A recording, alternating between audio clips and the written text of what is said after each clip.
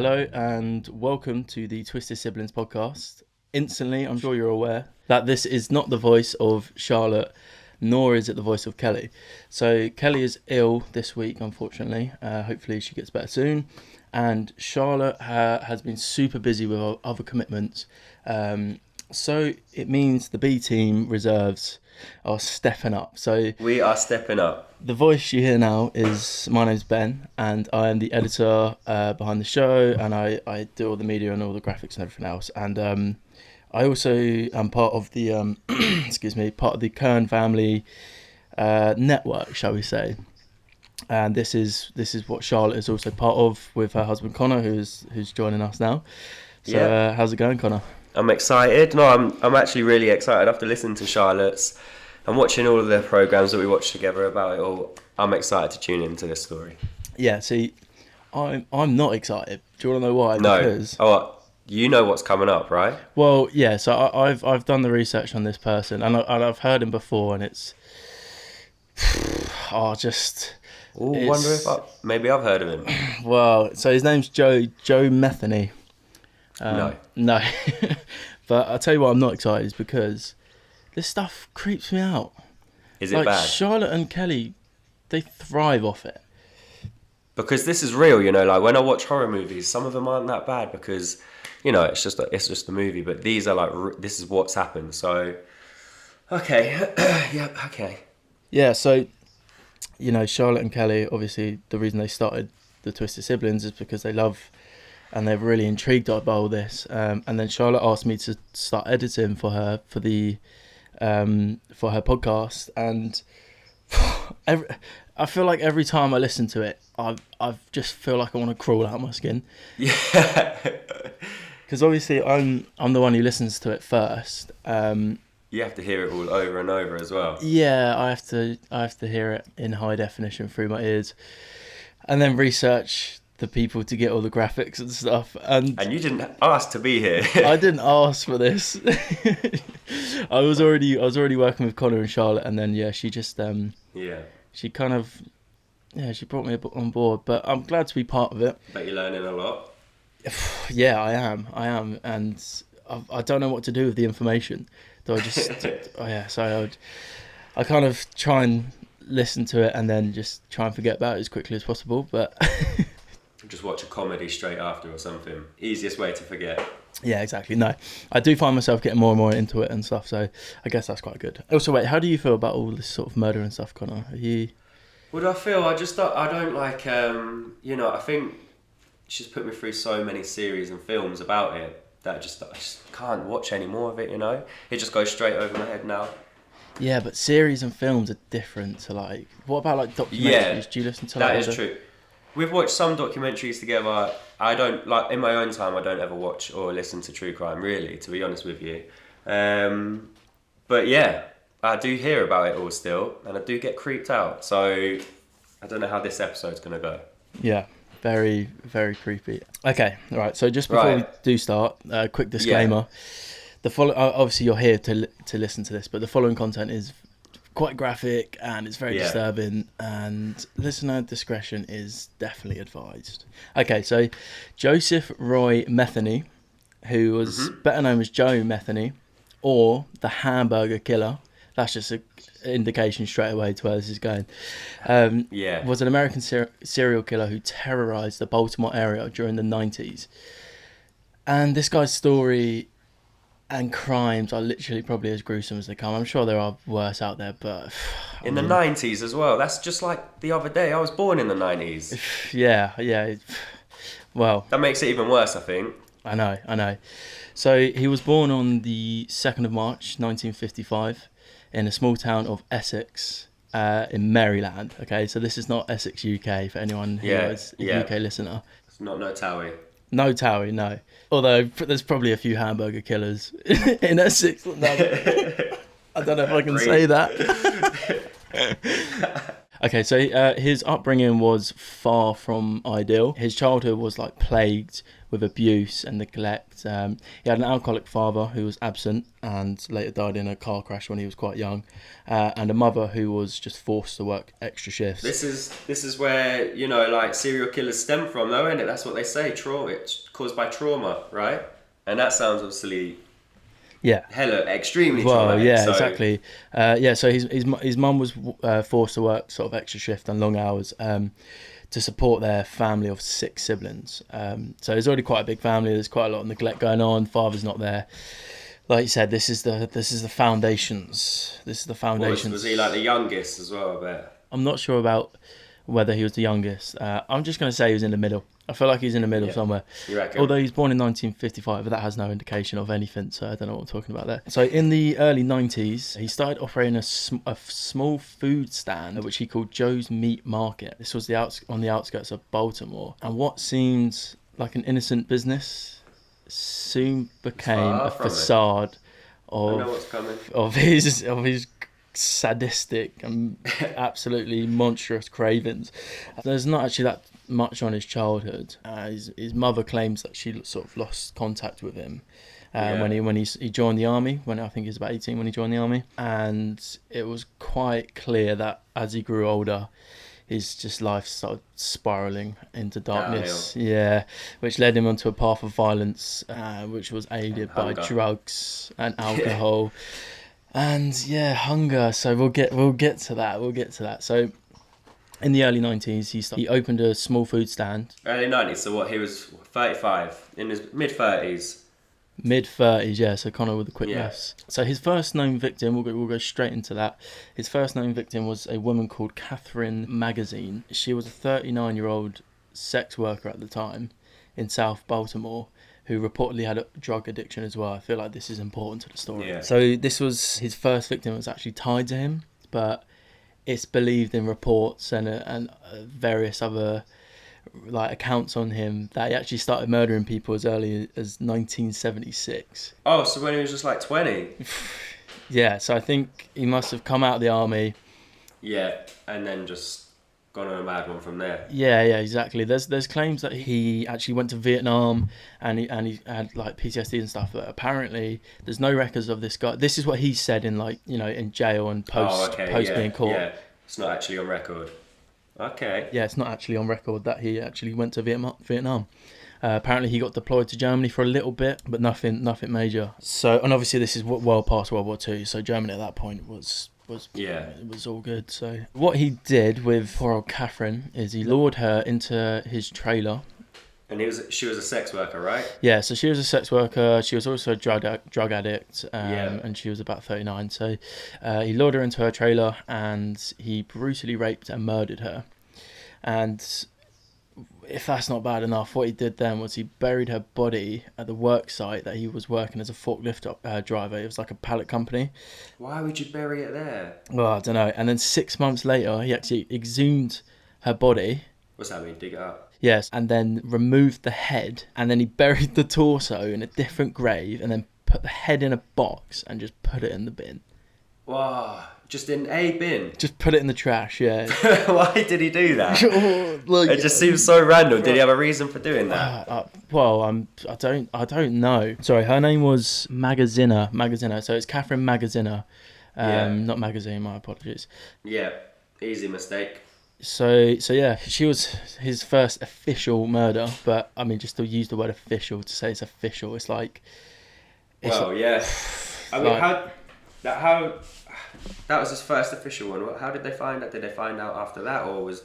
Yeah, so I'll get into it. So it's written that like this murder didn't faze him at all. Obviously, he's chopping the head off, putting the torso in one part, and putting the head in the bin, like just playing around. Just absolute animal. But yeah, this is just not even touching the surface. Apparently, this actually inspired him just to go on a murder spree. Oh, he loved it. He claimed the lives of at least 13 more people after that, all of whom met a similar fate. And the consistency of this guy's murders are quite harrowing. What, just chopping and leaving body parts? Yeah. So the actual figure of his murder count does fluctuate from his actual own words. Yeah. So sometimes he said in statements he was saying it's like 10. Sometimes he said, oh, there's more than that. So this guy was just. But he had no idea there was probably that many. Well, probably, yeah. He just got head in boxes all over the bloody Baltimore. So yeah, 13 is the believed figure. So in 1994, so this is the same year as the Catherine murder, he was living with his girlfriend and their 6-year-old son, and he was a truck driver. So he was at this point he was on the road for long stints, as truck drivers do. Yeah. And then one day he come home to find that his girlfriend was gone along with their child. So what did he do? Did he call, social services? Flipped a switch, didn't he? No, he didn't. He didn't do what the normal people would do. What he did. So she had a drug addiction, his missus, and so did he, right? So he actually thought that she had left him for another man. So he took to the streets on an absolute rampage, right?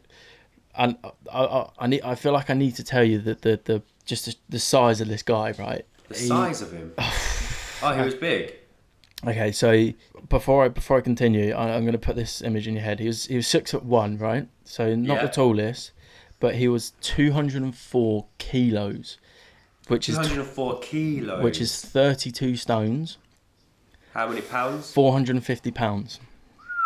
So to put that into perspective, he's 50 kilograms heavier than a silverback gorilla, right? Yeah. And also... So he'll be strong as well. The strength. And the equivalent of 200 chihuahuas. All right. 200 chihuahuas. That's the weirdest I just tried to think of something like relatable that people... Just that's 200, so many 200 chihuahuas. Yeah, 200 chihuahuas, right? So this guy's a monster. Do you want to look at a photo of him quickly? Yeah, let me get him up. So it's Joe Metheny, Metheny. Search this guy up and you'll see the first couple of photos of this guy. He's an absolute monster. And I just wanted to sort of paint this picture before we... Oh my... There's one of him stood there, literally like roaring at the camera. Have you seen that one? Yeah. It's so this guy coming towards you, you're going to absolutely shit yourself. So his girlfriend and the son's gone somewhere, right? Yeah. And he's took to the streets in an absolute rage. Apparently he spent a few days looking for them. He went into halfway houses, under bridges, because they're like homeless and drug communities were under bridges and stuff, but he couldn't find them. So he actually went under a particular bridge which they called Tent City. Yeah, so I don't know if this Tent City is like a significant place in like across America, or if it's just Baltimore, but so he went down there, which is under a bridge, to try and find his wife still. He's been looking for a few days, and he comes across these two homeless men, right, who he believed knew her because she'd been seen under there before, like taking and buying drugs and doing drugs under there. So these two men, Randall Brewer and Randy Piker, they gave no indication as where they were because they didn't know. So he killed him. He didn't believe him. And he killed him with an axe. He was walking the streets with an axe. Just straight up, whoever is in the way, getting rid of. Yeah, so he absolutely just bludgeoned them to death with this axe. And immediately afterwards, he apparently noticed just a fisherman nearby who could have seen what he'd done. It wasn't even confirmed that he saw him, right? Axed. So just in case, Metheny killed him as well. Yeah. Axed. Some reports that say that these first 3 killings were crimes of passion, and that this is what really developed his taste for murder. And it gets worse. So they arrested him for the murders of these 2 men under the bridge, right? So this is in 1994, and he spent a year and a half in jail waiting his trial, right? He was denied bail as well. Yeah, so he had to stay in, yeah. However, he was acquitted of his charges, and they were dropped because he dumped the bodies in a river, and they couldn't find them. They couldn't prove. They couldn't tie They couldn't tie these bodies. They had no evidence whatsoever. No, they couldn't tie this to him, even though they knew he did it. So they let him go. That was it. Back out. They let him go. Surely someone kept an eye, because I know that more's coming. So surely, why didn't they keep an eye on him? Well, I don't know. Maybe because this is like this was sort of mid-90s, so I don't know how sort of prevalent and on it they were then. It does seem that all these like sort of murders and stuff that happen, you just know there's going to be. He didn't even have to He didn't have any consequences. No. You know what I mean? So what's going to stop him? Yeah. So they released him, and shortly after being released, he murdered 2 sex workers because they failed to provide him with information on his missing girlfriend. So he's come out of jail. He's still looking for his missing girlfriend. He doesn't care. He's just absolutely drugged up, probably high as a kite, and also on alcohol. So he's just drunk, and he's a 200 Chihuahua man. If you can 200 Chihuahuas, that brute force coming your way. Yeah, like, oh my god. He murdered these two sex workers, so you can see a pattern forming here. Yeah. But this time, rather than sort of chopping their heads off and putting them in a bin, he had a better idea. Instead of tossing them in the river, he took the bodies home. He then dismembered them. He stored the meatiest parts of them in a Tupperware container. Stop it. And what didn't fit in his freezer, he buried in a truck lot, which was owned by the pallet company that he worked for. Yeah, what's he doing with a freezer? What's he doing with that then? At this point, you feel like he's just doing it. Oh, he loves murdering it. people because he loves it. Yeah. Yeah. He's really got a taste for this, and it's honestly this stuff just creeps me out. But so over the next several weekends, he mixed the sex workers' flesh with beef and pork. Oh, formed it into little patties, right? Which he would then sell the meat patties out of his small food stand, which he operated on the side of the road in South Baltimore. So Ben, imagine the smell. What does it smell like? I'll get to it. I'll get to that. All right. Yeah. Whenever he needed more, and these are inverted commas, what he used to call them, special meat, he would simply venture back out. Yeah. Find another sex worker. And then always sex workers. Yeah, just sex workers, drug addicts as well. Find another one and just kill her, and then just chop her up, mix it with the patties, and then sell them again. Oh, mate. So he actually later told police that he received no complaints of the meat tasting funny. He actually As in no one noticed whatsoever? No, he got positive reviews. Oh, he never told anyone? No. Obviously, what's he going to do? But, ham and human burger, $5. No. I didn't know whether he had like some fucked up cult round there that would just eat like he was the supplier. No. So, and what I want to know is if no one knew. Has he like killed someone, put them in a burger, fed that burger to another sex worker who's just buying it on a lunch break, killed her, and then put her in a burger? So is that just like this chain of... Yeah. Do you know, like, what do they call that? Where you have it with like a roast, it's like 3 birds. It's like that. No, yeah. I don't know. I can't remember what that's called. So no one actually noticed that the burgers had a little funny taste to them, which is... I mean, you wouldn't really, would you? Yeah, I'm just thinking now. So this is a quote. It's actually from him, right? So he says, the human body tastes very similar to pork. If you mix it together, no one can tell the difference. So next time you're riding down the road and you happen to see an open pit beef stand that you've never seen before, make sure you think about this story before you take a bite of that sandwich.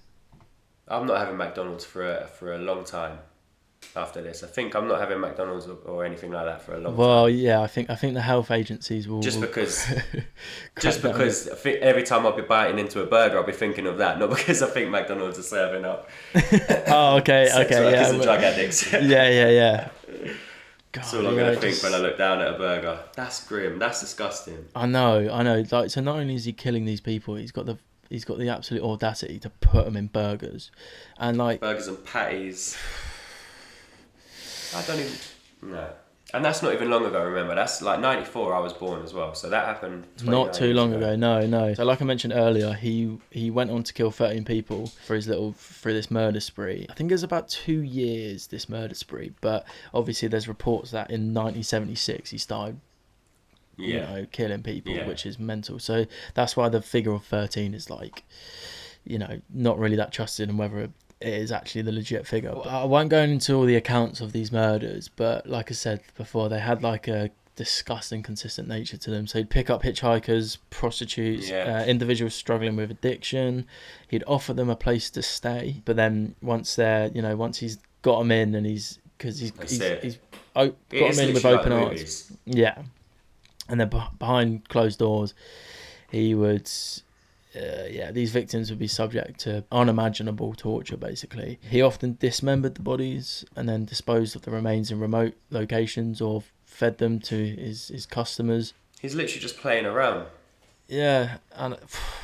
I know How many did it take until he got caught, or even if he did get caught? So for years, I think it's 1994 for till 96. So so he eluded capture from the authorities for this in this time, and the community was gripped with fear because obviously there's these people dying and stuff. So it did affect the community. In 1996. His reign of terror come to an end when his final victim, who was named Rita Kemper, who was another sex worker in South Baltimore, he kidnapped her and took her back to a trailer in December the 8th, 1996, right? She actually managed to escape. Away. She escaped. Like the movies. Come on. I know. You look for these positives in such a disgusting negative story, don't you? I know, she states that he was going to kill her and bury her with his other victims, right? So he's actually said this to her, I'm just picturing this guy. Yeah, he's talking about it before he's done it. Yeah. Doesn't catch him by surprise. Yeah, so she escaped and she actually managed to get to the police. I don't know if there was any sort of damage to her or if she... Oh, so she got away straight away? Yeah, I think so. A week after she escaped, Metheny actually called one of his mates, right? So he called one of his friends and asked for help to hide the victim before that, who was called Kimberly Spicer, asked for help to bury her body, right? His friend just chucked him under the bus, which is rightly so. Straight away, yeah. He immediately called the police, and then they... Imagine hearing that. And I know. Can you help me bury... And it's like, no. Yeah, imagine if I called you up and I was like, Connor, I've got something to tell you. First of all, I've been murdering people for the last 2 years. Oh, sound Ben, yeah, nice one. And second of all, just killed someone last week. Yeah, Can you help me? Can you just help me bury the body? Is that right? Yeah, no worries, mate. We'll be round in 10. Yeah. Bring some beer and stuff. Yeah. That's what he thought was going to happen. Like, what the hell? He must have been so deranged. Like he must. Yeah. There must have been. Oh yeah. Everything that was going on, 100%. You got to think where his mind must have been. Yeah, obviously not in the right place at all. He was actually arrested on the 15th of December 1996, 7 days after she escaped. He was arrested, so a week after. When they arrested him, they expected him to, this big guy to put up a big fight. He's 6'1", 450-pound, absolute monster. Apparently, he just put his hands out, and there was hardly any resistance. I bet he just didn't care. And he was just upfront about the confession. Yeah, and what is he going to be scared of? He's not going to be scared of going to prison. Who no, the stuff I read about this guy, he had no remorse whatever. So, wow. Yeah, so when they arrested him, and they were shocked at the fact that he just handed himself over when they caught him. He just said, "I'm a very sick person, take me." Wow. And then he wanted the death penalty. So during his trial, he admitted to all of these monstrous acts. Like I said, showing no remorse for the lives that he took from all these people. Yeah. And then in 1998, so this was a couple of years after. I don't know how long this sort of stuff takes. Sometimes it does take quite a while. Like when you watch prison things, especially in America, they're on. Is it on bond? No, on bail or on bond. But they're waiting to be tried for 2 years. Yeah, well, I don't think he was denied bail straight up. Yeah. Especially as he'd already been in their custody and then they just let him go. It's mental.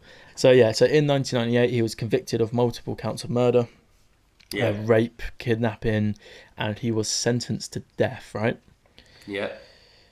And I'm going to say luckily here. Because I think it is the right word to use. In 2000, the death penalty in Maryland was abolished.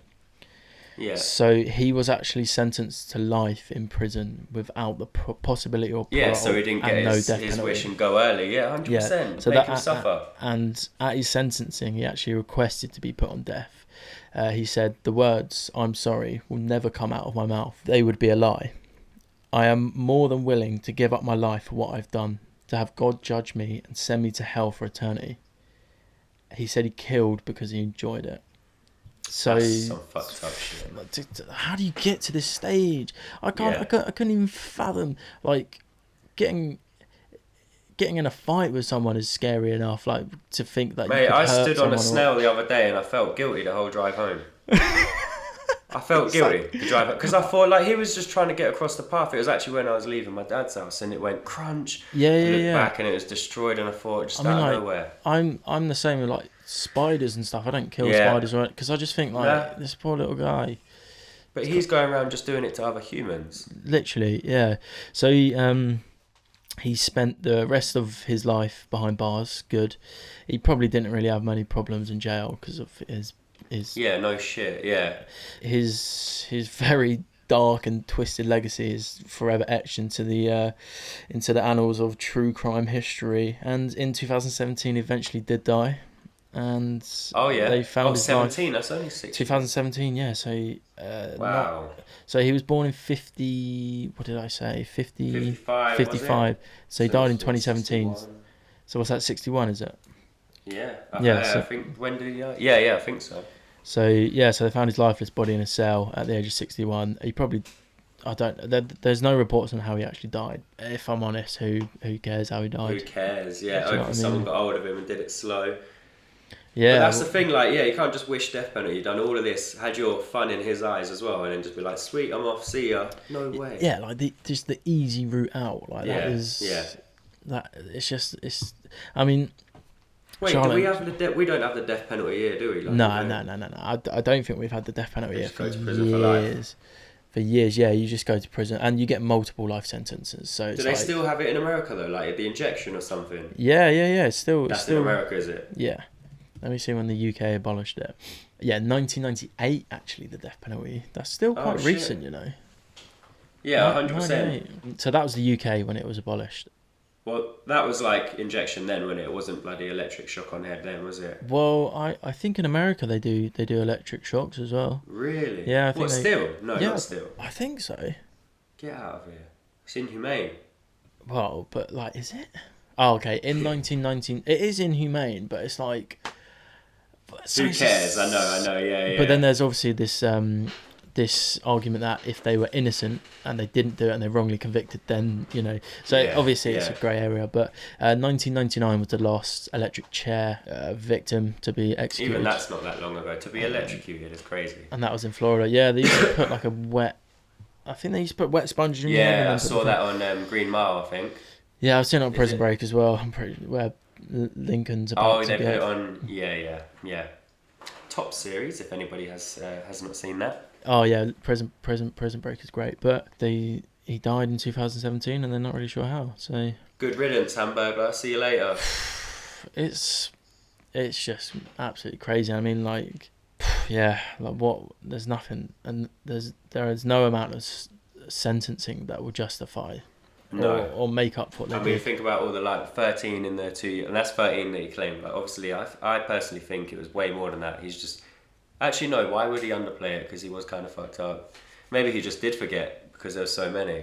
Yeah. Just kind of lost count. Yeah, he just got them buried about Baltimore. Yeah, bits here and there, walking along, what's under there? You've got head and arm in that bit. Yeah. It's so fucked up. It's crazy. And and this is just one of a few stories, or one of a plethora of stories. So Kelly and Charlotte have covered. So I think this is episode 9. So they've done 8 episodes so far, and every single story they've covered just sends a shiver down my spine. Literally twisted.